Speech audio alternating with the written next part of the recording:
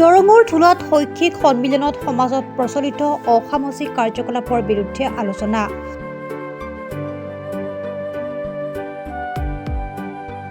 Islamic educational board of India চমুকৈ IEBIৰ অসম জোন উদ্যোগত 4 আৰু 5 ফেব্ৰুৱাৰীত দুদিনীয়া কাৰ্যসূচীৰে দৰঙৰ ঠোলা হাইস্কুল খেলপথাৰত মক্তব মাদ্ৰাছাসমূহৰ শিক্ষকসকলৰ বাবে প্ৰশিক্ষণ শিবিৰৰ লগতে শৈক্ষিক সন্মিলনৰ আয়োজন কৰা হৈছে।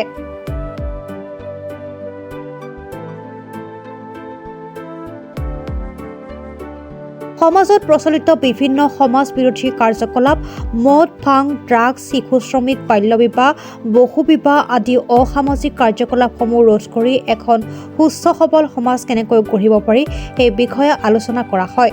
অনুষ্ঠানটিত অসম ৰাজ্যিক মীন উন্নয়ন নিগমৰ অধ্যক্ষ গুৰুজ্যোতি দাস, মঙলদৈ সমষ্টিৰ বিধায়ক বসন্ত দাস, প্ৰাক্তন সাংসদ Madhav Rajbongshi, Islamic educational board of ইণ্ডিয়াৰ ৰাষ্ট্ৰীয় সম্পাদক AK আব্দুল হামিদ, অসম জোনৰ পৰিচালন সঞ্চালক জয়নাল আবদিন মাজাৰী আদি বিশিষ্ট ব্যক্তিসকল উপস্থিত থাকে।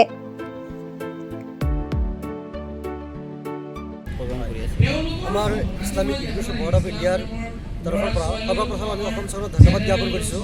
আমাৰ এই ইছলামিক এডুকেশ্যন বোৰ্ড অফ ইণ্ডিয়াক অসম চৰকাৰৰ পৰ্টেলত অন্তৰ্ভুক্ত কৰি আমাৰ এই এডুকেশ্যনৰ ক্ষেত্ৰত আমাক কাম কৰাৰ সুবিধা দিয়াৰ বাবে আমি বোৰ্ডৰ তৰফৰ অসম চৰকাৰক ধন্যবাদ জ্ঞাপন কৰিছোঁ। লগতে আমাৰ মক্তব মাদ্ৰাছাসমূহৰ মক্তব মাদ্ৰাছা শিক্ষাৰ বাবে আমি শিক্ষা উন্নত কৰাৰ বাবে আমি মাদ্ৰাছাৰ শিক্ষকসকলৰ এই শিক্ষক প্ৰশিক্ষণ লগতে এটা শৈক্ষিক সন্মিলনৰ আমি আয়োজন কৰিছোঁ এটা দুদিনীয়া কাৰ্যসূচীৰে। গতিকে আমাৰ এই শিক্ষাৰ ওপৰত লগতে বাল্য বিবাহ, বহু বিবাহ আৰু উচ্ছৃঙ্খল যুৱ মানসিকতা, ড্ৰাগছ, মদ, ভাং এইবিলাক বিৰুদ্ধে আমি নিবাৰণ কৰি কেনেধৰণে সুস্থ সবল সমাজ গঢ়িব পাৰোঁ তাৰ বাবে আমি বিভিন্ন শিক্ষাবিদ আৰু আমাৰ বিভিন্ন জনপ্ৰতিনিধি তেওঁলোকে আহি আমাৰ এই সমাজ বিৰোধী কাৰ্যকলাপৰ ওপৰত তেওঁলোকে আমাক ভাষণ প্ৰদান কৰিলে আৰু যাতে আমি এই সমাজখন উন্নত কৰিব পাৰোঁ, শিক্ষা উন্নত কৰিব পাৰোঁ এই উদ্দেশ্যে আমি এই প্ৰগ্ৰামৰ আয়োজন কৰাইছোঁ। আগন্তুক দিনৰ আপোনালোকে ইছলামিক এডুকেশ্যন বোৰ্ড অসমত কেনেধৰণৰ পদক্ষেপ গ্ৰহণ কৰিব? এই Islamic education board of India আমাৰ অসমত আমাৰ যিসমূহ আমাৰ শিক্ষানুষ্ঠান আছে মক্তব মাদ্ৰাছাসমূহত এই ধৰ্মীয় শিক্ষাৰ লগতে আমি আধুনিক শিক্ষাটো দি আমি কিভাৱে পৰিপূৰ্ণভাৱে আমি এটা সুস্থ সবল সমাজ গঢ়িব পাৰোঁ তাৰ বাবে পৰিৱৰ্তন অনাৰ চেষ্টা কৰা হৈ আছে। লগতে আমি সমাজৰ যিখিনি দুৰ্নীতি আছে সেইখিনি কেনেদৰে দূৰ কৰিব পাৰি ইয়াৰ বাবে আমি চেষ্টা কৰি আমি শিক্ষাৰ জৰিয়তে এইটো কৰা আপোনাৰ নিবাৰণ কৰা সম্ভৱ তাৰ বাবে আমি কাম কৰি আছোঁ। Office bearers of Islamic Educational Board of India came to Assam in order to organize the madrasas in Assam. We are having a syllabus and curriculum and textbook comprising all the subjects. Our idea is to encourage the students for both educations, Islamic education as well as modern education. Both should be given to our students. And we are teaching not only the Islamic rituals like namaz, zakat and fasting, not only that, but we are teaching the students to be a good citizens of our country, to be in harmony with all religious people, irrespective of their religion, caste and creed. And we are having lessons to give our students that we should be in friendship with all the people of our nation. And we should be loyal to the government also, the government laws, rules, even the traffic rules, everything should be obeyed by the students. And these are all Islamics. Islamic says that there should not be any violation of rules by the government. And both ways we are bringing up the students in both ways. And we are having madrasas, more than 10,000 madrasas affiliated to Islamic Education Board of India in Kerala, Karnataka, Tamil Nadu, Gujarat, Assam, Maharashtra, etc. In almost all states we have more than 10,000 madrasas are there.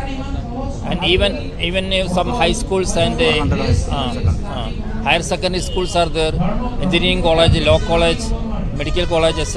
All are being run under the Islamic Education Board of India. To spread this education, actual education, giving education means people will become loyal to the government and to the nation. Pardon? More than 3 lakhs, 7 lakhs students. Almost India, we are 7 lakh students. Assam, it has been established about 5 years before, and now more than 300 madrasas are here in Assam affiliated there. And we are giving their curriculum, we are giving textbook, we are conducting the unified examinations, and we are giving training for the teachers, and also that everything connected with education. ইয়াৰ সভাখনৰ যেটো উদ্দেশ্য মই দেখিছোঁ উদ্দেশ্যটো মহৎ আৰু মৌলানাসকলে যদি তেওঁলোকৰ সেই দায়িত্ববিলাক পালন কৰে আমি সঁচাকৈ ইছলাম সমাজত এখন শুদ্ধ সমাজ পাম বুলি আশা কৰিছোঁ বাহিৰৰ পৰাও কেইবাগৰাকী শিক্ষিত মানুহ আহিছে তেওঁলোককো অনুৰোধ কৰিছোঁ মৌলানাসকলকো অনুৰোধ কৰিছোঁ যাতে যিবিলাক অনৈতিক কাম আছে সমাজত যিবিলাক সমাজত সকলো সমাজত নহয় যিবিলাক অঞ্চলত যিবিলাক সমাজত সেই অনৈতিক কামবিলাক মৌলবীসকলে অকল শিক্ষা দিয়াতে ব্যস্ত নাথাকি ধৰ্মৰ কথা প্ৰচাৰ কৰাতে ব্যস্ত নাথাকি সেইবিলাকৰ দিশতো চকু দিবৰ কাৰণে মই অনুৰোধ জনাইছোঁ মই ভাবোঁ এইবিলাক কাম কৰাৰ পিছত আমি এখন সকলো ঠাইতে ইছলাম সমাজৰ শুদ্ধ সমাজ এখন পাম বুলি আশা কৰিছোঁ দৰঙৰ পৰা Farooq Abdulla report প্ৰাত time digital